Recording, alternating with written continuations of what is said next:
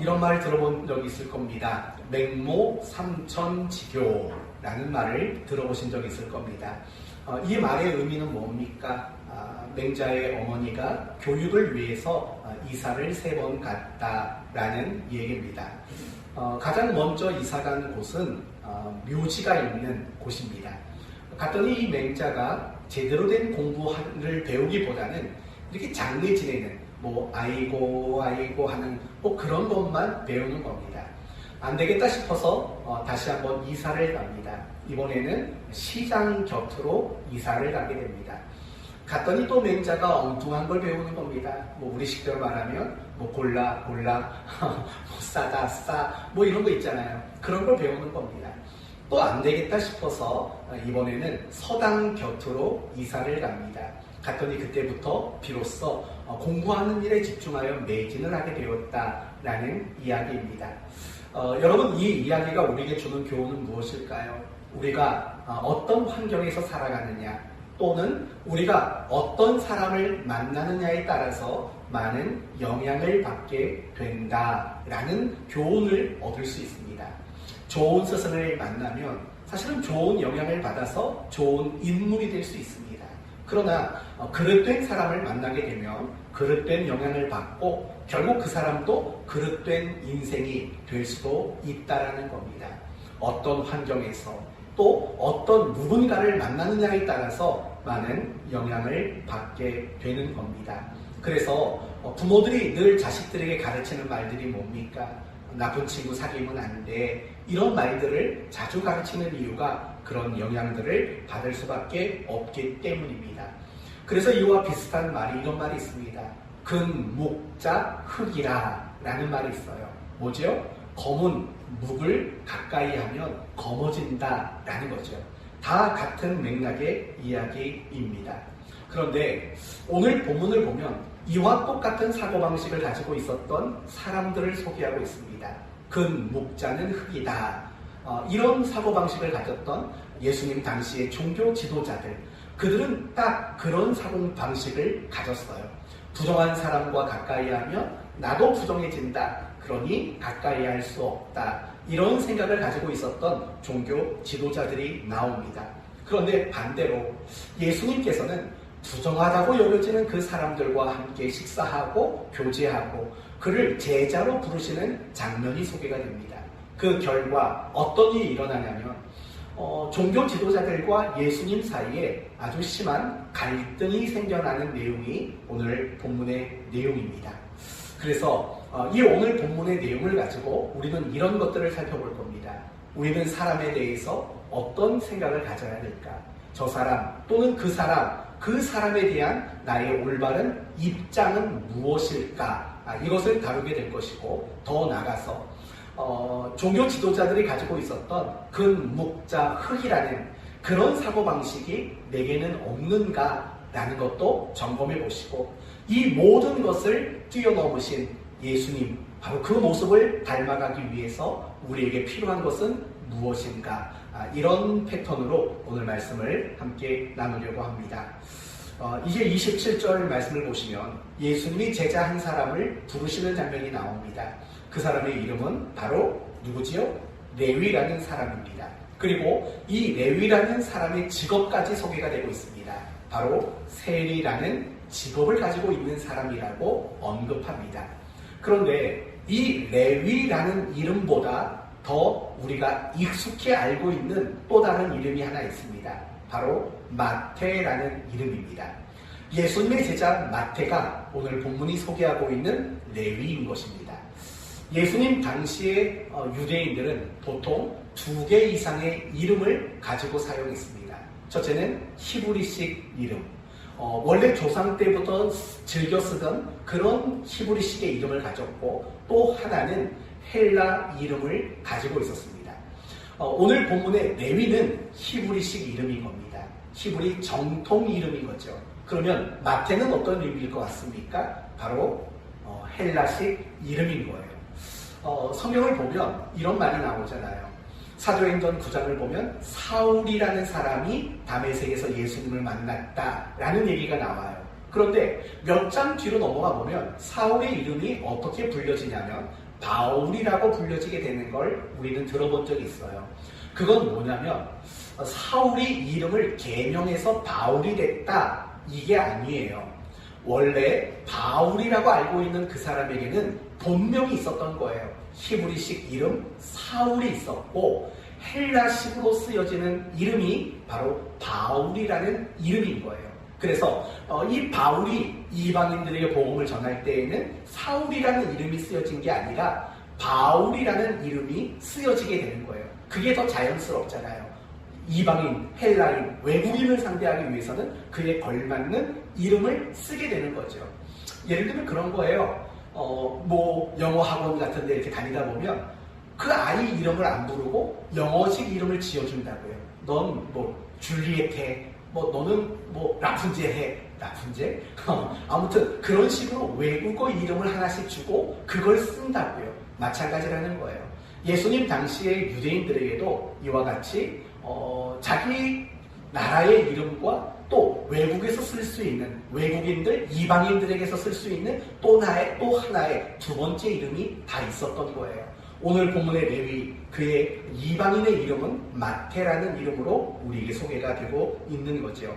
중요한 것은 예수님이 세리였던 이 레위를 제자로 부르시는 장면이라는 거예요. 그리고 예수님이 레위에게 제자가 되라고 말했더니 28절을 보니까 그가 모든 것을 버리고 일어나 따르니라, 예수님의 제자가 되기를 기꺼이 응했다고 말해요. 이제 그러면서 29절을 보면 자기를 제자로 불러주신 예수님께 너무 고맙고 감사한 거예요. 그래서 레위는 엄청난 부자였거든요. 세리였으니까. 이 부분은 잠시 뒤에 설명을 드리고요. 잔치를 베풀었어요. 예수님을 초대했고 이미 먼저 제자가 된 사람들을 초대한 거예요. 그리고 자기와 같은 세리였던 동료들을 초대했고 또 같이 어울리던 사람들을 초대한 겁니다. 그리고 함께 맛있는 식사를 나누면서 이야기를 나누고 교제하는 그런 시간들을 갖고 있었던 겁니다. 그런데 그런 장면을 누가 목격하게 되냐면 바리새인과 서기관들, 예수님 당시의 종교 지도자들이었던 그들이 목격을 하게 됩니다. 30절, 바리새인과 그들의 서기관들이 그 제자들을 비방하여 그것을 목격하고 그 예수님의 공동체를 비방하기 시작했습니다. 뭐라고 비방했는지 보세요. 이렇게 비방을 합니다. 너희가 어찌하여 세리와 죄인과 함께 먹고 마시느냐, 이런 식으로 비방을 하게 되는 거죠. 다시 말하면 아니 가까이 할 수 없는 사람들인데, 어울리면 안 되는 사람들인데, 어울렸다가는 당신도 부정해질 텐데 왜 그들과 어울리고 왜 그들과 밥을 먹냐, 이런 식으로 예수님과 그 공동체를 지금 비방을 하고 있었다라는 겁니다. 그때 예수님이 뭐라고 말씀을 하시냐면 이렇게 말씀을 하셔요. 31절, 건강한 자에게는 의사가 쓸데없고 병든 자라에게야 쓸데있느니라. 32절에는 내가 의인을 부르러 온 것이 아니요 죄인을 불러 회개시키러 왔노라 라고 말을 하는 거예요. 그러니까 여러분, 지금 예수님과 이 종교 지도자들 사이에 갈등이 생겼다라는 게 분명해지는 거예요. 그들은 왜 그들과 함께 어울리고 밥을 먹냐라고 비방을 한 거고, 예수님은 내가 그것을 위해서 왔다라고 말을 하는 거죠. 그러니까 서로 의견이 대립되는 거예요. 서로 갈등과 이런 분쟁이 지금 생기게 되었다라는 겁니다. 여기서부터 오늘 본문이 시작이 되는 거예요. 이제 한번 들어봅시다. 여러분, 지금 예수님과 종교 지도자들 사이에 갈등이라는 문제가 생겼어요. 그 이유가 뭘까요? 어떤 이유 때문에 지금 갈등이 생기고 있는 걸까요? 뭐 때문에 갈등이 생겼을까요? 그것은 세리라는 직업을 가진 사람에 대한 입장의 차이가 있었기 때문에 그래요. 세리라는 직업을 가진 사람들, 그 사람들에 대한 생각이 달랐기 때문에 이런 갈등이 지금 생기고 있다는 겁니다. 그렇다면 먼저 생각해 봅시다. 이 종교 지도자들, 그들이 생각하고 있었던 세리라는 직업을 가진 사람들, 그들은 어떤 사람이었을까요? 오늘 본문은 보면 답이 사실은 나와 있어요. 30절을 보면 세리라는 말과 함께 어떤 말이 붙어서 사용되고 있나요? 죄인이라는 말을 써요. 그러니까 결국 셀이라는 직업을 가진 사람을 종교 지도자들은 어떻게 생각을 했냐면 그들은 죄인이다. 다르게 말하면 그들은 부정한 사람이다. 그들은 가까이 하면 안 되는 사람이다. 우리와 다른 사람이다. 이런 식으로 그들은 그 셀이라는 직업을 가진 사람들에 대한 생각과 입장을 가지고 있었던 거죠. 그러니까 당연히 그들은 그들을 어떻게 대우했을까요? 함께하지 않고 식사도 하면 안 되고 가까이 갈 수 없고 교제하면 안 되고 같이 어울릴 수 없는 사람으로 그렇게 대우할 수밖에 없었던 거죠.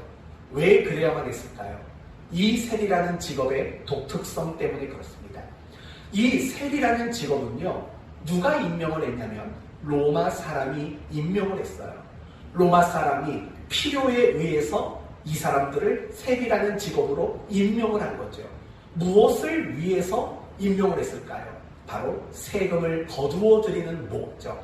지금 이 당시에는 이 유대라는 나라를 로마라는 나라가 통치하고 있었던 거예요. 식민 통치를 하고 있었던 거예요. 그렇기 때문에 그들에게서 세금을 거두어서 어떤 재정을 확보하기 위해서 셀이라는 직업을 만들었고 그 직업의 자리에 누구를 앉혔냐면 유대인 중에 어떤 사람들을 셀이라는 직업의 자리에 앉혀놓았던 거예요. 그러니까 결국 이 셀이는 누구를 위해서 일하는 사람들일까요? 자기 동족, 민족이 아니라 로마, 지금 유대인들을 억압하고 통치하고 있는 로마를 위해서 일하는 사람들이었기 때문이라는 거예요. 우리의 역사 속에서 이 부분을 이야기한다면 일제강점기 시대와 비슷한 거예요. 여러분, 일제강점기 시대에도 우리나라 국민임에도 불구하고 일본 사람들을 위해서 일했던 사람들이 많이 있어요. 그래서 우리는 그들을 매국노라고 부른다고요. 그러니까 예수님 당시에 셀이라는 직업을 가졌던 사람들도요, 그 시대 사람들에게는 나라 팔아먹는 매국노 취급을 당하게 된 거예요. 그러니까 그들을 죄인이다, 그들을 부정한 사람이다, 이런 식으로 언급하고 그렇게 여길 수밖에 없었던 거예요. 설상가상 이 셀이라는 직업을 가졌던 사람들이 더 잘못한 게 있어요. 뭘 잘못했냐면 로마가 요구하는 세금만 거두어 드리면 그래도 비난을 덜 받았을 거예요. 그러나 그렇게 하지 않았어요. 왜냐하면 이 셀이라는 직업을 가진 사람들이 어떻게 수익을 발생시켰냐면 많은 세금을 거두어서 로마에 바치면 그 거두어 들인 금액의 일정 수수료를 받는 방식으로 수입을 얻은 거예요. 그러니까 자기 수입을 늘리려면 어떻게 할 수밖에 없나요? 세금을 많이 거두어 드릴 수밖에 없는 거예요. 과도한 세금을 거둔 거예요. 그리고 또 이런 생각을 한 거죠. 그들은 로마로부터 내가 거둔 것에 대한 일정 수수료를 받는 것이 부족하다고 생각을 했어요. 그래서 이렇게 하는 거죠. 많이 거두어요. 그래서 로마가 요구하는 것만 로마에 보내고 나머지는 자기의 재산으로 착복하는 그런 일들을 저지른 거예요. 그걸 사람들이 아니까 이 셀이라는 직업을 가진 사람들을 누가 좋아하겠냐고요. 좋아할 사람이 아무도 없는 거죠. 그러니까 이 종교 지도자들과 당시 유대인들은 이 셀이라는 직업을 가진 사람을 죄인이다, 부정한 사람이다, 그렇게 비난하고 경멸하는 일들이 너무나도 많았던 거예요. 그래서 이 셀이라는 직업을 가진 사람들을 회당에서 출교시키는 일까지도 행하고 말았던 거죠. 여러분, 당시 유대 사회에서 회당이라는 것은요, 굉장히 중요한 거예요. 이런 식으로 이해하면 되겠죠. 미국이나 외국에 가면은요, 뭐 한인 연합회 뭐 이런 게 있잖아요. 그 연합회 안에 가입하게 되면 많은 정보를 얻고 많은 혜택을 얻을 수 있어요. 직장도 구하기가 쉽고 또 어떤 뭐 취업하는 일들에 많은 도움을 받을 수 있어요. 여러 가지 언어가 부족해서 하지 못하는 뭐 문서 작업이며 서류를 접수하는 일이며 이런 것들이 그 한인연합회에 가입이 되면 많은 혜택으로 주어지게 되는 거예요. 당시 회당이란 그 이상의 의미와 가치가 있었던 거예요. 그러나 셀이라는 직업을 가졌다라는 이유로 그 회당에서 출교를 당해요. 그러니까 얼마나 많은 불이익을 당하고 얼마나 많은 소외와 외로움을 당했겠냐고요. 이게 바로 당시 종교 지도자들이 생각하는 셀이라는 직업을 가진 사람들에 대한 그들의 입장이었던 거예요. 그리고 더 나아가서 세리들에게 근목자 흑이라는 사고방식까지 가지고 있었던 거예요. 그들은 죄인이니까, 그들은 부정한 사람들이니까, 그들 곁에 있으면 나도 부정한 사람이 될 수밖에 없다라는 이런 식의 사고방식을 종교 지도자들과 많은 유대인들이 가지고 있었다라는 겁니다. 그러니 갈등이 생길 수밖에 없는 거죠. 그렇다면 여기서 이제 우리 자신을 한 가지 돌아보고 점검해야 될 것이 있습니다. 과연 내가 종교 지도자들과 같은 그런 모습은 아닌가를 생각해 봐야 돼요. 예를 들어 봅시다. 혹시 여러분은 누군가를 이렇게 생각한 적 없으십니까? 저 사람은 나쁜 사람이야. 저 사람은 가까이 하면 안 될 사람이야. 저 사람은 상종 못할 사람이야. 저 사람은 부정한 사람이야. 혹시 이런 식의 입장을 가지고 누군가를 생각해 보신 적은 혹시 없으십니까? 그리고 여러분이 가지고 있는 그 사람에 대한 입장과 기준을 근거로 그 사람과 거리를 두고 살아가고 있지는 않습니까? 사실은 우리 가운데 그런 경우들이 너무 많아요. 우리는 속으로 누군가를 보면서 점수를 매긴다고요. 저 사람은 몇 점짜리. 그래서 저 사람과 가까이 할 수 있는 거리는 요만큼. 그냥 일상적인 얘기. 직장에서 꼭 필요한 얘기만 하고 그 이상은 하면 안 돼. 이런 식으로 우리는 나름대로 거리를 정하고 있는 경우들이 많다라는 거예요. 저 사람은 아예 아는 척하지 말아야 될 사람이라는 식으로 우리는 선을 긋고 거리감을 두고 있는 누군가가 우리에게 있을 때가 사실은 많이 있다라는 거예요. 사실은 이게 교회 안에서도 있어요. 직장에서만, 이웃에서만 이런 일들이 일어나는 게 아니라 교회 안에서도 저 사람 가까이 하면 내가 상처받으니까 저 사람 가까이 하지 말아야지 라는 그런 식의 사고방식이 사실은 우리에게 있다고요. 결국 그런 사고방식이 뭐예요? 근목자 흑이라는 사고방식이에요. 먹을 가까이 하면 범어진다. 내가 저 사람을 가까이 하면 그 사람으로 인해서 상처를 받고 아픔이 생기고 내가 괴로우니까 내가 그 사람 가까이 안 하겠다. 멀리 하겠다. 거리를 두겠다. 그런 마음이라는 거죠. 저는 그런 성도의 이야기를 들어본 적이 있어요.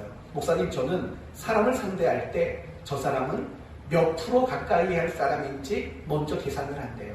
어떤 사람은 딱 10%만 가까이 해야 할 사람, 그 이상 하면 안 될 사람. 어떤 사람은 딱 50% 가까이 할 사람, 어떤 사람은 70%, 80%, 자기는 그런 생각을 한대요. 사람을 만나면 그 사람을 점검하고 그걸 먼저 정해놓는데요. 그래서 그 이상은 가까이 가지 않고 그 이상의 대화는 하지도 않는데요. 자기가 겪어보니까 내 인생 속에서 가까이 하지 말아야 될 사람을 가까이 했을 때 내가 겪게 되는 아픔들이 많았다라는 거예요. 그래서 더 이상 가까이 하지 않게 된다라고 이야기하는 성도의 이야기를 들어본 적이 있습니다. 이제 우리 자신을 돌아보세요. 그런 입장을 가지고 있는 건 없나요? 저 사람은 저런 사람, 저 사람은 나쁜 사람, 저 사람은 경솔한 사람, 저 사람은 참 이상한 사람, 저 사람은 나랑 어울리지 않는 사람, 나랑 안 맞는 사람, 이런 식으로 내 입장을 가지고 있는 게 없는지, 그리고 그 입장을 가지고 사람마다 거리를 두고 또는 사람을 상대하는 방법을 달리하고 있는 건 없는지 한번 생각을 해보세요. 이제 이런 질문을 받아보세요. 과연 여러분의 그 입장, 과연 여러분의 그 사고방식, 하나님도 기꺼이 인정해 주실까요? 이런 질문을 스스로에게 해보셔야 돼요. 왜냐하면 분명히 우리는 누군가에 대한 어떤 입장을 분명히 가지고 있어요. 좋은 사람, 나쁜 사람, 멀리 할 사람, 그리고 나름대로 거리까지 두고 있다고요. 분명히 우리는 그렇게 인생을 살아가요. 그게 인생의 노하우라고 생각을 할 때도 사실은 많이 있어요. 그래야 나를 지킨다라고 생각할 때가 많이 있다고요. 그렇다면 그걸 과연 하나님은 기뻐하시겠냐고요. 과연 그런 식의 입장과 그런 식의 사고방식을 하나님도 기꺼이 동의해 주시겠냐라고요. 과연 하나님은 어떻게 하실 것 같습니까? 분명히 말합니다. 하나님은 동의하지 않습니다. 하나님은 여러분이 그런 입장을 가지고 그런 사고방식을 가지고 그런 태도를 가지고 이웃을 상대하는 것, 하나님은 절대 원하지 않습니다. 성경을 보시면 그걸 분명히 우리는 확인할 수 있어요. 예를 들면 마태복음 5장 13절 이하에 이런 말이 나오잖아요. 너희는 세상의 소금이요 너희는 세상의 빛이라라고 말해요. 뿐만 아니라 마태복음 5장 44절에는 너희 원수를 사랑하며 너희를 박해하는 자를 위하여 기도하라 라고 말씀하고 있어요. 또 로마서 12장 13절에는 너희를 박해하는 자를 축복하라 축복하고 저주하지 말라라고 말해요. 또 로마서 12장 20절에는 네 원수가 줄이거든 먹이고 목마르거든 마시게 하라 이렇게 말씀하고 있다고요. 여러분 생각해봐요. 이렇게 말씀하신 하나님이 저 사람은 좋은 사람, 나쁜 사람, 저 사람은 내 마음을 반만 열어야 할 사람, 저 사람은 거리를 둬야 할 사람, 이런 식으로 생각하고 이런 식의 사고방식으로 사람을 대한다면 과연 하나님은 그런 우리를 과연 인정해 주실 수 있겠냐고요. 결코 인정하실 수가 없는 거죠. 더욱이 우리가 그러면 안 되는 이유가 있어요. 그 이유는 무엇이냐면 이런 것들인 거죠. 우리가 그리스도인으로서 이 땅을 살면서 반드시 해야 하는 책임들이 있어요. 임무와 역할 이런 것들이 우리에게 분명히 있기 때문에 그래요. 그게 뭘까요? 전도하는 거예요? 물론 맞아요. 그러나 진정한 전도는 그런 것들이 아니에요. 제가 언젠가 테레사 수녀의 이야기를 꺼내면서 그분의 위대함은 단지 가난한 자들 그들에게 먹을 것을 주고 그들을 교육시킨 게 위대한 게 아니라고 말했어요. 제가 그분의 일의 위대함이 뭐라고 말했습니까? 그곳에 찾아가서 그 사람들이 얼마나 하나님 앞에 존귀한 사람이며 그들이 하나님께 얼마나 사랑받고 있는 존재인가를 깨우쳐주는 일을 했다라는 거. 그게 가장 위대한 일이라고 여러분이 언급해드린 적이 있어요.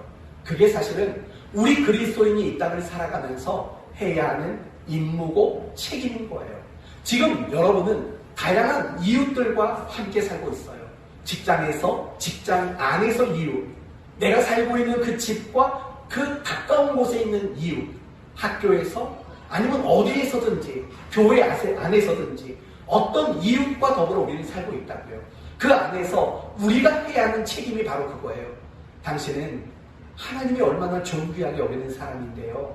당신은 하나님이 얼마나 사랑하시는 그런 대상인데요. 이걸 알게 해주는 거, 깨닫게 해주는 거. 내가 그 사람을 먼저 섬겨주고 내가 먼저 그 사람을 높여주고 하는 이런 방식으로 그 사람의 존재 가치와 그 사람이 사랑받는 사람이라는 것을 알게 만드는 거. 그게 우리 그리스도인들이 해야 되는 가장 중요한 역할이며 책임인 거예요. 이게 창세기에 나오는 너는 복의 근원이 될지라고, 이게 베드로서에 나오는 너희는 왕같은 제사장이요라는 말의 뜻인 거예요. 우리는 그런 일들을 해야 돼요. 한번 여러분 생각해봐요. 여러분이 있는 그곳에서 누군가가 여러분 때문에 나는 소중한 사람이고 나는 존귀한 사람이고 나는 하나님께 사랑받는 사람이구나를 지금 깨닫는 일들이 일어나고 있나요? 그 일이 일어나는 거예요. 그 일이 일어나는 게 빛이요 소금인 거예요. 그것 때문에 우리는 이 세상에서 살아가는 거예요. 그리스도인으로 사는 거라고요. 그렇다면 우리에게는 그런 임무가 있어요. 그런 책임이 주어졌어요. 그런데 우리는 저 사람은 나빠, 저 사람은 못된 사람이야, 저 사람은 죄인이야, 가까이 가면 안 돼, 이런 식의 입장과 태도와 사고방식을 가지고 있다면 어떻게 우리가 그들에게 그리스도인으로서 맡겨진 이 책임들을 과연 다해갈 수 있겠습니까? 할 수가 없는 거죠. 당연히 할 수 없는 거죠. 당신은 소중합니다. 당신은 존귀합니다. 당신은 사랑의 대상입니다. 이걸 알려줘야 할 사람이 당신은 죄인이야, 당신과 가까이 가면 나는 상처받아, 이런 식의 금묵자흑이라는 사고방식을 가진다면 어떻게 우리가 그 그리스도인의 책임을 과연 다할 수 있겠습니까? 이쯤 되면 여러분은 저한테 이렇게 물어보고 싶을 거예요. 목사님, 내가 그 사람이랑 어울렸다가 상처받으면 어떡할 겁니까? 내가 그 사람이랑 어울렸다가 나쁜 영향을 받으면 어떻게 할 겁니까? 이렇게 되물으실지도 몰라요. 물론 여러분이 생각하는 그 생각은 원칙상, 이론상 틀린 말은 아니에요.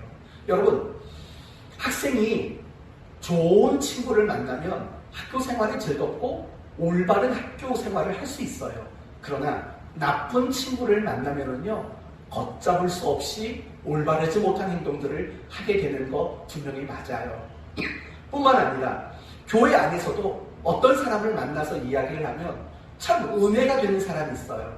은혜를 받고 나도 신앙생활 더 열심히 해야겠다, 이런 다짐을 만들도록 만드는 누군가가 분명히 있어요. 그런데 어떤 사람은요, 교회 안에서 믿음 안에서 만났음에도 불구하고 맨날 하는 얘기가 맛집 얘기나 하고 어디 가서 사면 싸게 산다는 얘기만 하고 맨날 자랑만 하고 하는, 그래서 신앙에 아무런 유익 갖지 못하고 도리어 실망하고 시험에 들도록 만드는 그 누군가도 분명히 있어요.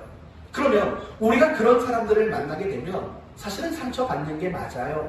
아픈 게 맞고 어떤 나쁜 영향을 받는 게 분명히 맞아요. 그건 맞는 말이에요. 그러나 여러분, 우리가 이 부분에 있어서 한 가지 정직하게 생각해 볼 필요가 있어요.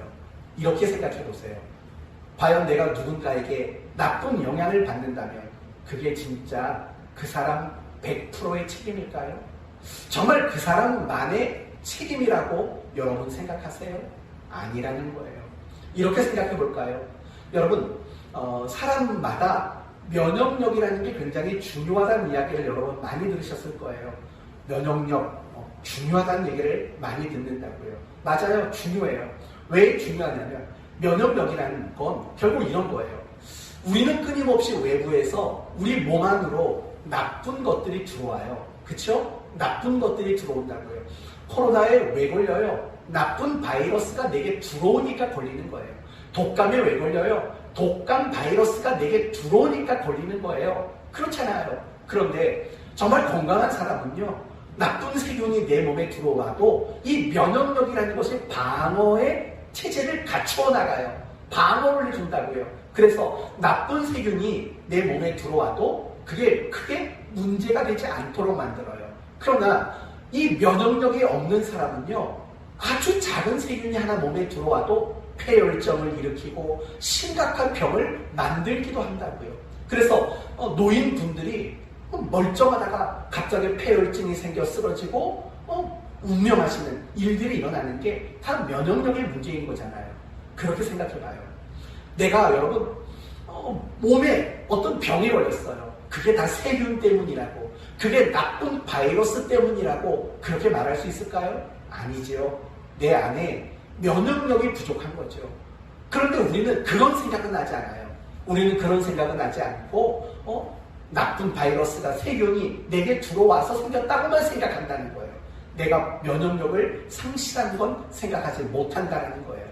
이 부분은 뒤에서 조금 더 자세히 여러분에게 언급을 해드리도록 할게요. 결국 지금 이 종교 지도자들이 세리라는 직업을 가진 사람들에 대한 입장은 뭐예요? 그들은 죄인이다. 그들은 부정한 사람이다. 그래서 그들이 가진 태도는 뭐예요? 가까이 하지 않는다. 근묵자 흑이다. 이게 그들이 가진 사고 방식이었다고요. 그러나 예수님의 입장은 전혀 달랐어요. 예수님은 세리라는 직업을 가진 사람들을 죄인이다, 부정하다 취급하지 않았어요. 도리어 오늘 말씀을 보면 예수님은 그들을 어떻게 취급하셨냐면 친구처럼 취급하셨어요. 그들과 함께 있었고 함께 먹고 마셨고 그들과 함께 이야기하며 즐거운 시간을 보냈다고요.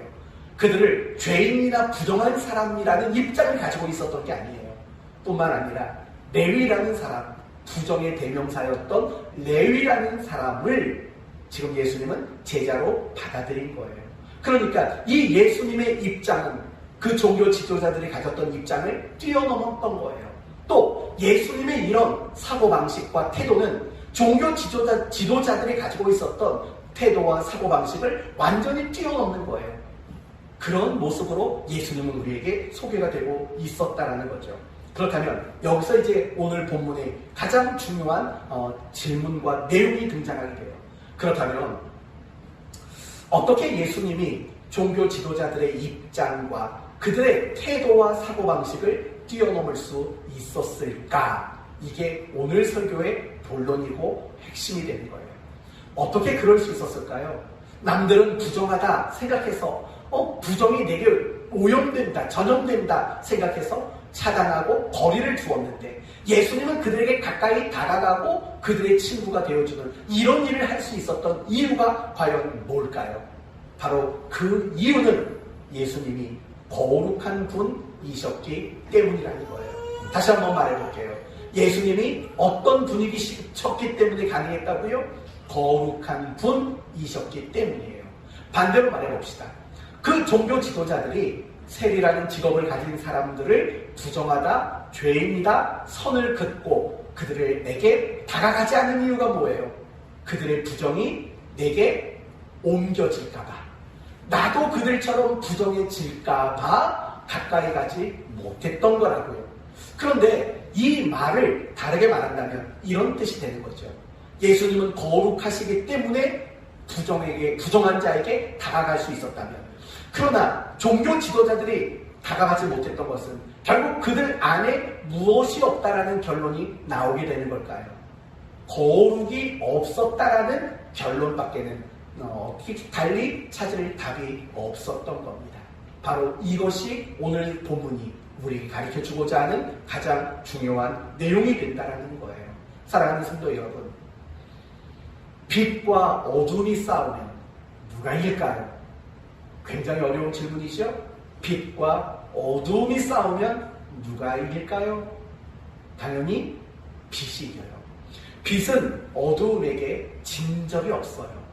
아무리 깜깜한 곳에 들어가도 성냥 하나만 켜도 그 깜깜함은 사라진다고요. 반드시 빛은 어두움을 이길 수밖에 없어요. 이건 진리예요. 그러나 마찬가지로 거룩의 문제도 마찬가지인 거예요. 거룩이 부정에게 진 적이 있을까요? 사실은 없어요. 거룩은 절대로 부정에게 지지 못해요. 반대로 말한다면 부정은 거룩을 이길 수가 없는 거예요. 그러니까 예수님이 거룩하셨기 때문에 부정한 사람이라고 여겨지고 판단받는 사람들에게 다가가지만 예수님이 부정해지지 않았어요. 도리어 반대의 일이 일어났어요. 그들이 거룩하게 되는 일이 일어났어요. 생각해봐요. 레위는 부정한 사람이었어요. 그 시대에는. 그런데 예수님이 그 부정한 사람을 무엇으로 부르셨습니까? 제자로 불렀다고요. 거룩한 하나님의 일꾼으로 불렀다고요. 거룩은 부정을 이길 수밖에 없다라는 거예요. 우리도 마찬가지인 거예요. 저 사람은 나쁜 사람이야. 저 사람한테 가면 나쁜 영향을 받아. 사실은 그 사람이 나쁜 것만이 원인은 아니에요. 내가 그 나쁜 영향력을 이겨낼 수 있는 선하고 거룩함이 내 안에 사실은 없다고 말하는 게 그게 정답 아닐까요? 그런데 우리는 내가 그 부정한 것들을 이길 수 있는 선하고 거룩한 영향력이 없다는 사실을 우리는 늘 생각하지 못해요. 그걸 인정하지 못해요. 단지 늘 하는 일은 그것뿐이에요. 저 사람은 나쁜 사람.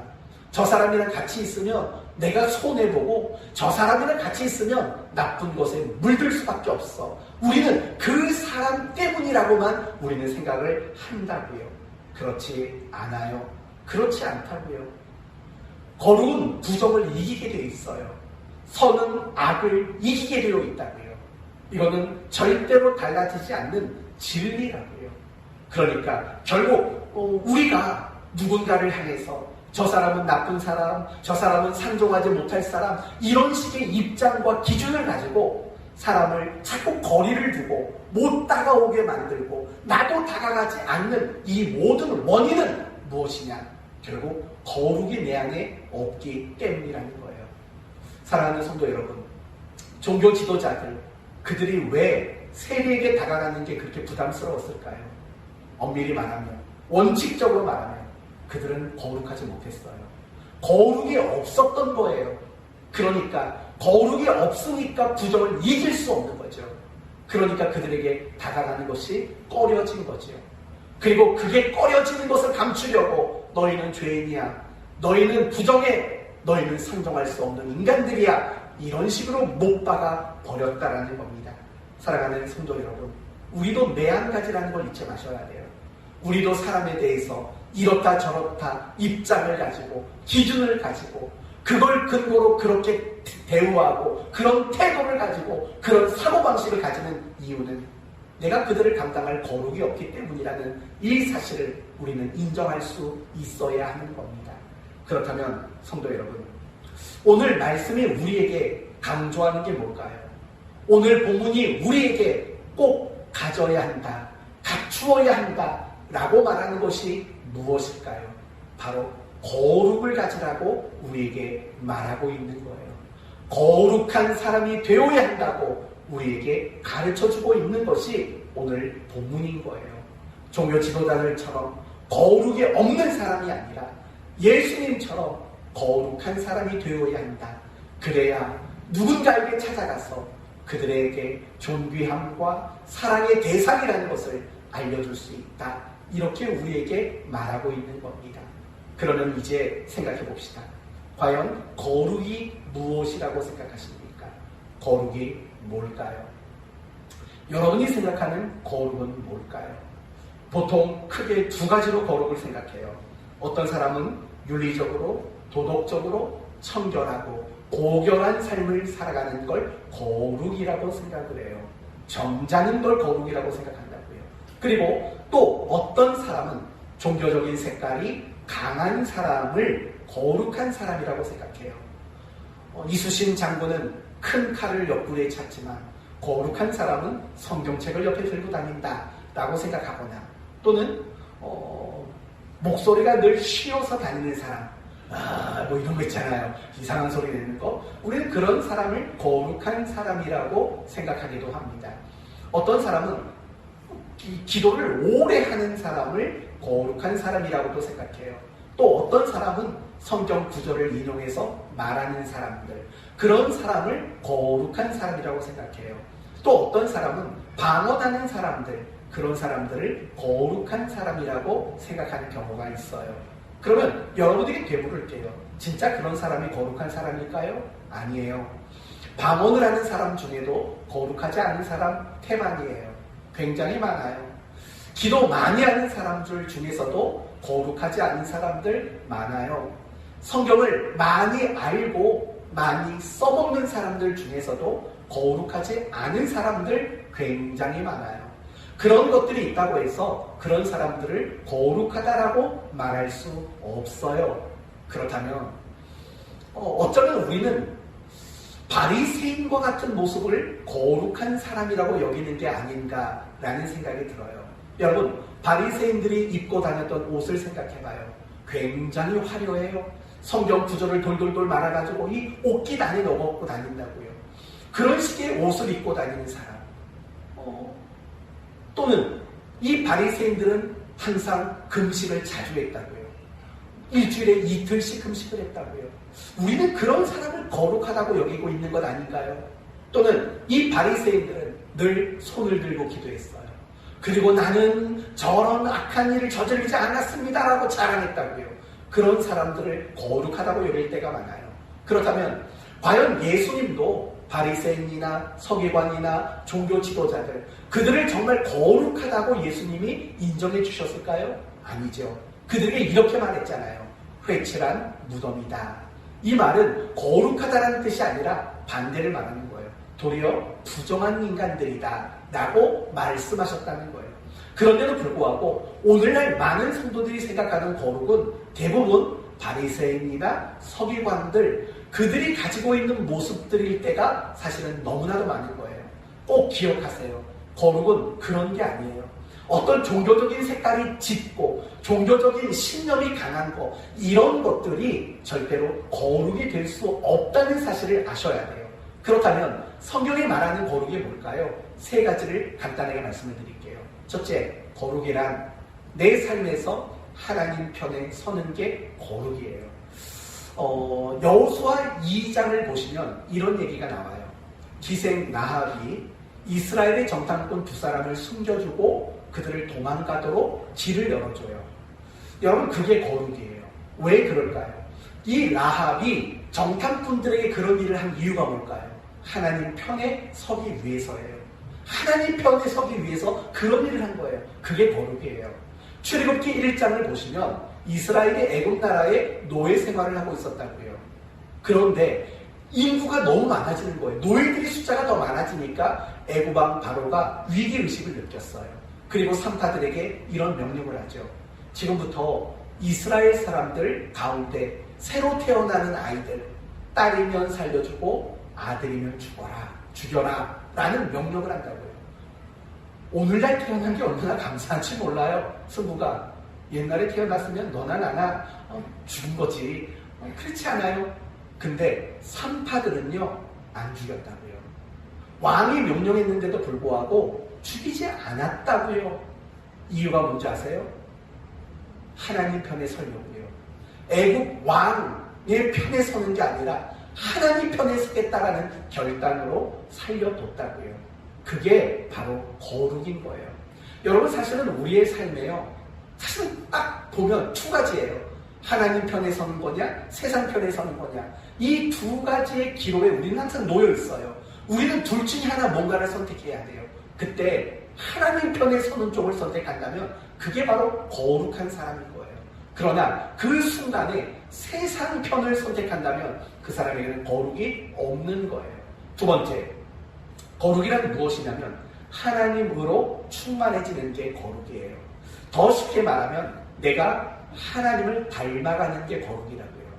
하나님과 같은 인격을 가지고 하나님과 같은 성품을 가지고 하나님과 같은 삶의 방식을 가지고 하나님과 같은 행동 방법을 가지는 것, 이처럼 하나님을 닮아가는 것, 하나님을 닮은 모습이 있는 것, 그게 바로 성경이 말하는 거룩이라는 거예요. 그리고 가장 중요한 것은 세 번째예요. 성경이 말하는 거룩이란 하나님 사랑과 이웃 사랑이에요. 이게 바로 성경이 말하는 거룩인 거예요. 이 부분에 있어서 결론부터 말해볼게요. 이웃 사랑이 없다면 그건 절대로 거룩이 아니라는 거예요. 이건 굉장히 중요한 말이에요. 여러분이 이 시간에 참 멋진 모습으로 나와서 예배를 드려요. 그러나 겉으로 보기에는 거룩해 보일지 모르지만 여러분이 하나님 사랑, 이웃 사랑이 없는 마음으로 이 예배를 드린다면 이 예배는 거룩한 예배가 아니에요. 여러분이 아무리 매일같이 성경을 읽고 기도를 한다 해도 겉으로 보기에는 거룩해 보이는 모습이 있지만 그 속에 여러분이 하나님과 이웃을 사랑하는 마음을 가지고 있지 않다면 성경을 보고 기도하는 그 자체도 결코 거룩이 될 수 없다는 사실을 잊지 말아야 돼요.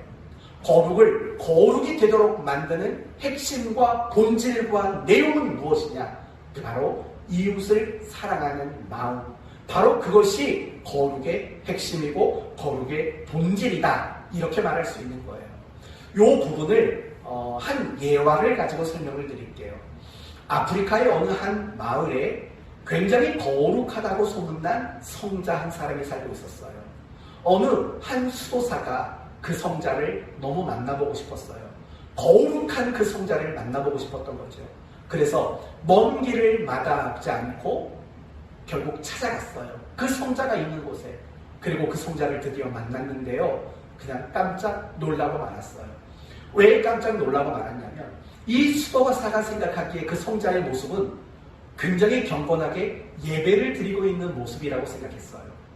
말씀에 흠뻑 젖어서 있는 모습이라고 생각했어요.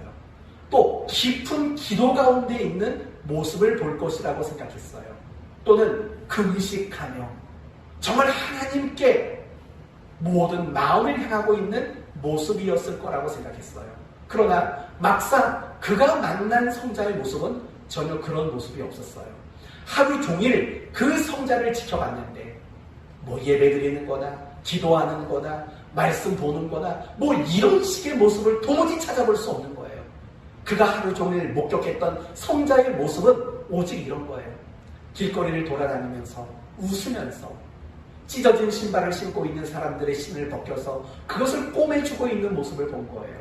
여러분, 이 이야기가 우리에게 주는 권면이 뭐라고 생각하세요? 거룩이란 예배로 설명할 수 있는 게 아니라는 거예요. 거룩은 성경이나 기도로 설명이 될 수 있는 게 아니에요. 거룩은 금식이라는 것으로 설명될 수 있는 게 아니라는 거예요. 거룩은 무엇으로 설명할 수 있는 거냐면 이웃을 사랑함으로 설명할 수 있는 거라는 거예요. 내가 이웃을 얼마나 사랑하느냐, 그게 내가 가지고 있는 거룩의 분량이라는 거예요. 진정한 거룩은 다른 그 어떤 것으로 찾아내는 게 아니라 사랑으로만 찾아낼 수 있고 발견될 수 있는 것, 그것이 바로 성경이 말하는 진정한 의미의 거룩이라는 거예요. 됐어요. 이제 생각해봐요. 오늘 본문의 종교 지도자들은 세리라는 직업을 가진 사람들, 그 사람들을 죄인이다, 부정하다, 그래서 가까이 가면 안 된다, 이렇게 규정을 지었다고요. 그 이유가 뭘까요? 그 사람들 때문에 내가 부정해진다? 거짓말이에요. 진짜 이유는 그들을 사랑하지 않기 때문이에요. 그들을 사랑하는 마음이 없었어요. 그들은 매국노거든요. 그들 입장에서 매국노예요. 그들을 사랑하는 마음이 없었던 거예요. 그러니 그들은 거룩이 없었던 거죠. 그러니 거룩이 없으니 그들은 부정을 이길 힘이 없었던 거죠. 이게 진짜 이유라는 거예요. 그러나 예수님을 생각해봐요. 예수님은 남들이 다 죄인이다, 남들이 다 부정하다, 멀리하는 그들을 기꺼이 찾아가 함께 하셨다고요. 왜요? 그들을 사랑하시니까. 그래서 오늘 본문이 표현하는 내용들이 뭐예요? 이런 얘기잖아요. 31절. 건강한 자에게는 의사가 쓸데없고 병든 자에게라 의사가 쓸데있다. 자기는 그 병든 자 사랑함으로 찾아가겠다는 얘기죠. 31절, 32절, 내가 의인으로 불러온 것이 아니라 죄인을 불러 회개시키러 왔다. 이 얘기가 뭐예요? 다 내가 사랑한다, 내가 사랑한다는 거예요. 예수님이 그들을 찾아갈 수 있었던 이유는 그들을 사랑하기 때문이에요. 그리고 그 사랑이 예수님 안에 무엇으로 자리 잡냐면 거룩으로 자리 잡는 거죠. 그리고 그 거룩을 가지신 그분은 부정을 두려워할 이유가 없는 거죠. 이것이 오늘 설교가 본문이 우리에게 말하고자 하는 거예요. 사랑하는 성도 여러분, 거룩과 사랑은 동전의 양면과 같은 거예요. 거룩 따로 사랑 따로 이런 건 없어요. 거룩이 사랑이에요. 사랑이 곧 거룩인 거예요. 이런 거룩, 이런 사랑이 없기 때문에 우리는 자꾸 남들을 향해서 저 사람은 나쁜 사람, 저 사람은 가까이 하면 안 되는 사람, 그래서 정말 거리를 두고 살고 외면하면서 살고 못 본 척하며 살고 신경 쓰지 않고 살아가는 이런 일들이 우리에게 나타나고 만다는 거예요. 이런 종교 지도자들, 그들이 가진 입장과 사고방식을 뛰어넘어야 그리스도인이에요. 그들과 똑같이 생각한다면 어떻게 그리스도인이겠냐고요. 그들의 입장, 사람에 대한 입장, 사람에 대한 태도, 사람에 대한 사고방식, 이걸 뛰어넘는 게 그리스도인이라고요. 더 이상 여러분은 세상 사람들처럼 저 사람은 나쁜 사람, 저 사람은 못된 사람, 저 사람은 쓸모없는 사람, 가까이 하면 안 되고 그래서 외면하고 멸시하고 소외하고 모르는 척하는 이런 식의 모습이 우리에게는 있어서는 안 된다고요. 그럼에도 불구하고, 그러면 안 되는데도 불구하고 자꾸 그런 일들이 나한테 일어나는 이유가 뭐예요? 결국 사랑이 없는 거죠. 이웃을 사랑하는 마음이 없는 거예요. 그 사랑이 없으니까 내게 무엇이 만들어지지 않냐면 거룩이 만들어지지 않는 거예요. 그 거룩이 만들어지지 않으니까 우리는 상처받는 게 두려운 거고, 내가 그 사람 때문에 부정하게 될까봐 염려하게 되고 만다라는 거예요. 성도 여러분, 오늘 이 설교를 이해하고 계시나요? 오늘 설교가 무엇을 우리에게 말하는지 이제 아시겠습니까? 더 이상 사람 판단하지 마세요. 사람을 평가하지 마세요. 뭐 소고기예요? 등급을 매기게. A 등급, A 뿔 따고 아무튼 그런 등급을 매기지 말라고요. 그리고 그 사람과의 거리를 그렇게 제한하지 말라고요. 그건 그리스도인이 할 일이 아닌 거예요. 그러기 위해서 우리가 필요한 것은 결국 이웃을 사랑하는 것, 그리고 거룩함이라는 능력을 갖추어가는 것, 이것이 우리에게 가장 절대적으로 필요한 신앙의 내용이라는 거예요. 이 부분에 있어서 마지막으로 한 가지만 더 연관해서 설명할게요. 여러분은 오늘 왜 예배를 드리러 나오셨어요? 하나님께 영광 돌리려고요. 물론 맞아요. 물론 맞다고요. 그러나 더 고민해 보셔야 돼요. 여러분은 왜 신앙생활을 하세요? 왜 예배를 드리고 왜 성경을 보고 왜 기도를 그렇게 열심히 하세요? 왜 그렇게 온라인 성경 공부하고 계세요? 왜 경건 프로그램 하고 계세요? 왜 헌신하고 왜 봉사하세요? 이유가 뭐예요? 뭐 때문이에요? 혹시 이것 때문인가요? 보상받으려고. 내가 열심히 해서 하나님께 어떤 대가를 받고 어떤 보상을 받으려고 그런 열심을 가지고 계세요? 그렇다면 그러지 마세요. 보상이 이유이고 보상이 목적인 신앙생활은 오래가지 못해요. 금방 넘어져요. 작심삼일일 수밖에 없어요. 보상이 목적이면 늘 그렇게 되는 거예요.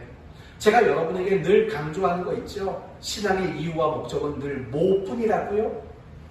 혹시 아시나요? 1부는 대답을 다 했어요. 2부, 우리의 신앙의 이유와 목적은 뭘까요? 무엇을 위해서 신앙생활을 한다고요? 감사와 보답입니다. 네, 감사와 보답. 맞아요. 그게 우리의 신앙생활의 가장 궁극적인, 가장 중요한 이유와 목적이에요. 예배 왜 나왔냐고요? 하나님의 은혜와 사랑에 감사하고 보답하려고. 말씀과 기도 생활을 왜 하냐고요? 하나님이 내게 베푸신 은혜가 크고 사랑이 크니까 그걸 보답하려고, 감사를 표현하려고 이런 일들을 하는 거예요. 그러면 우리 승국이가 말한 거에서 하나만 더 나가봅시다. 우리가 가지고 있는 감사와 보답이 우리를 향해 제시하는 목표는 뭘까요? 감사와 보답이라는 마음이 우리를 이끌고 가고자 하는 자리는 과연 어딜까요? 그게 거룩이라는 자리예요. 감사와 보답이라는 마음은 항상 우리를 어디로 인도하냐면 바로 거룩이라는 자리로 우리를 항상 이끌어가게 되어 있다는 거예요. 이게 중요한 거예요. 예배를 드리는 거 감사와 보답이지요. 그러나 그 마음을 근거로 거룩의 자리로 나가려고 예배를 드리는 거예요. 말씀과 기도를 묵상하는 거, 또 기도하는 거 감사와 보답이에요. 그 마음을 근거로 나를 거룩한 자리로 가져다 가는 거예요. 내 거룩을 더 완전하게 만드는 거예요. 나를 더 거룩한 사람으로 만들기 위해서 감사와 보답이라는 마음이 동원되는 거고, 그 마음으로 하는 모든 신앙의 내용들이 결국은 나를 거룩이라는 목표, 그 자리로 나를 이끌어 간다는 거예요. 그러니까 결국 우리의 신앙생활의 진짜 목표는 뭐냐면요, 완전한 거룩을 성취하는 거예요. 내가 거룩을 이루는 거, 내가 거룩한 사람이 되는 거, 그게 사실은 우리의 신앙생활에서 가장 중요한 목표가 되라는 거죠. 그러니까 성경은 늘 우리에게 뭘 강조하냐면 내가 거룩하니 너희도 거룩하라 라고 늘 강조한다는 거예요. 성경은 끊임없이 우리에게 거룩을 요구하고 있다는 거예요. 그게 우리 목표예요. 신앙생활 열심히 잘해서 부자가 되고 성공하는 거, 좋은 대학 가는 거, 좋은 사람 만나 결혼하고 자식 낳는 거, 그게 목표가 아니라고요. 우리가 신앙생활을 하는 진짜 목표는 감사와 보답이고, 그 감사와 보답이라는 마음을 근거로 가야 할 자리는 결국은 거룩이라는 자리라고요. 하나님이 거룩하신 것처럼 내가 거룩해지는 거, 그게 목표라고요. 내가 하나님을 닮아가는 거, 그게 내가 신앙생활을 하는 진정한 이유이고 원인이라고요. 여기서 벗어나니까 신앙생활을 수십 년을 해도 우리의 신앙이 달라지질 않는다고요. 어릴 때부터 우리 자식들이 교회를 다녔는데 달라지질 않는다. 왜일까요? 목표가 틀렸으니까. 거룩이 목표이어야 하죠. 감사와 보답의 방법이어야 하죠. 여기에서 벗어나니까 우리의 신앙이 늘 오랜 시간을 거쳐도 좋아지고 나아지는 일들이 일어나질 않아요. 내가 신앙생활을 열심히 하는데 도무지 나는 이웃을 사랑하는 태도가 나오질 않아요. 똑같이 미워하고 똑같이 거리를 두고 살아가는, 저 사람은 안 돼 라고 스스로 규정짓는 일들이 많이 일어나는 이유 뭘까요? 결국 거룩이 내 신앙의 목표가 되지 않기 때문이라는 거예요. 사랑하는 성도 여러분, 예수님이 제자들을 위해서 기도를 얼마나 많이 했겠어요? 많이 하셨다고요. 그런데 예수님이 제자들을 위해서 제일 많이 기도했던 내용이 뭘 것 같아요? 요한복음 17장에 나와요. 요한복음 17장은 예수님이 제자들을 위해서 기도하는 장이에요. 그걸 대제사장의 기도장이라는 별칭이 붙어 있어요. 그런데 가만히 보면은요, 그 요한복음 17장, 예수님이 제자들을 위해 기도하셨던 그 기도의 가장 중요한 내용들은 다 뭐냐면 이런 내용들이에요. 그들을 진리로 거룩하게 하옵소서. 그들도 진리로 거룩함을 얻게 하려 함이나이다. 결국 예수님의 제자들을 위해서 기도했던 가장 중요한 제목은 제자들이 거룩해지기를 바라는 기도를 가장 많이 했다는 거예요. 사랑하는 성도 여러분, 하나님은 여러분에게 요구하는 것, 헌금을 얼마 했느냐 요구하지 않으세요. 봉사는 일주일에 몇 시간 했느냐 요구하지 않으세요. 여러분에게 하나님이 가장 요구하는 것은 거룩한 사람이 되라는 것, 이 한 가지를 우리에게 늘 요구하고 있다는 사실을 잊지 마셔야 돼요. 이제 마지막으로 여러분에게 묻습니다. 당신은 거룩하십니까? 당신은 거룩하십니까? 당신은 거룩하십니까? 당신은 거룩하십니까? 당신은 거룩하십니까? 이 질문 앞에 여러분은 많은 생각을 하셔야 돼요. 나는 내 주변 사람들을 어떻게 등급 매기고 점수 매기고 있지 않는지, 내 주변 사람들을 거리를 이만큼까지만 이라고 정해놓은 건 없는지, 그 모습이 나올 수밖에 없는 이웃을 사랑함이 없는 것은 아닌지 스스로 많은 걸 생각하셔야 돼요. 그리스도인으로 살아간다는 것, 결국 이웃을 사랑하는 거예요. 거룩한 것이에요. 거룩을 더 많이 만들어가는 거예요. 이웃을 나는 정말 사랑하는지, 내가 이웃을 찾아가서 당신은 하나님께 존귀한 사람입니다, 당신은 하나님이 정말 사랑하는 대상입니다, 이걸 알게 해주는 일을 하고 있는지, 그런 일을 못하는 건 둘째치고 가까이 가지도 못하는, 상처받을까봐, 내가 아플까봐 가까이 다가가지도 못하고 있는, 마치 오늘 본문의 종교 지도자들처럼 저 사람들은 죄인이고 저 사람들은 부정한 사람이요, 이런 식으로 도리어 내 스스로를 변호하고 있는 사람들은 아닌지 한번 고민해 볼 필요가 있습니다. 하나님은 저와 여러분이 거룩한 사람이 되기를 원하셔요. 내가 이웃에 대한 입장과 생각과 기준을 예수님처럼 뛰어넘는 사람이 되기를 원하셔요. 그게 거룩인 거예요. 이 한 주간 이제 직장으로 가실 거지요? 일터로 가실 거지요? 가정으로 가실 거지요? 그 안에서 이런 거룩을 나타내셔야 돼요. 당신 죄인이야, 이러지 마세요. 가까이 오지 마, 나도 당신한테 가까이 안 가, 이러지 마세요. 예수님처럼 그 모든 관계에 뛰어넘으셔야 돼요. 그 모든 거리를 이제는 해제시키셔야 돼요. 그게 거룩이에요. 그게 이웃 사랑이에요.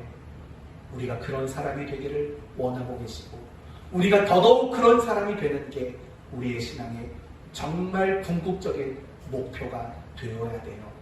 다시 한번 여러분의 신앙의 목표를 재설정할 수 있는 여러분이 되셨으면 좋겠어요.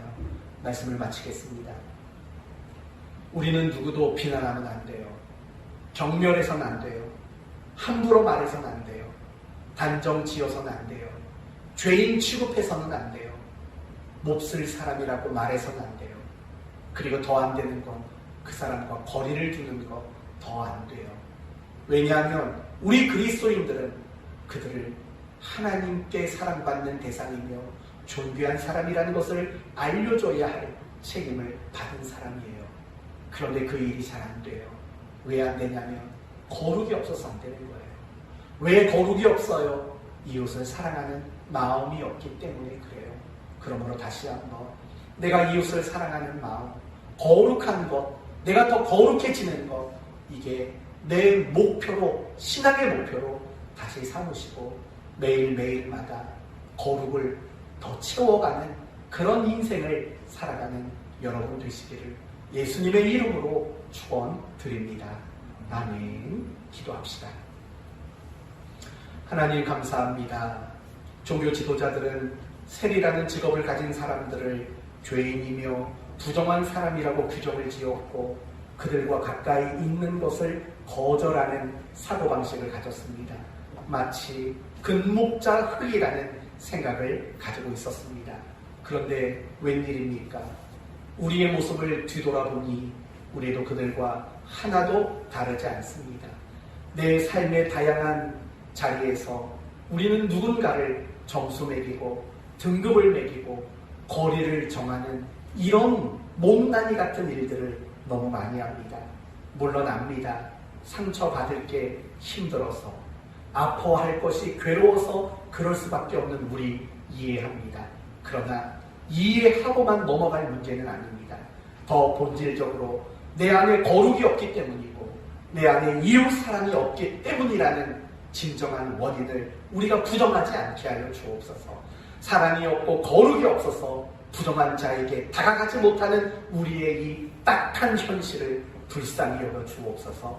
다시 한번 이제 우리의 신앙의 이유와 목표가 거룩과 사랑이 될 수 있도록 인도해 주셔서 예수님처럼 모든 부정한 것들, 모든 인간의 입장과 기준을 뛰어넘는 진정한 거룩의 실력자가 되게 해 주옵소서. 하루하루 살아가는 삶의 모든 순간이 거룩과 사랑을 채워가는 순간이 되도록 우리를 축복해 주옵소서. 예수님의 이름으로 기도 올려옵나이다. 아멘.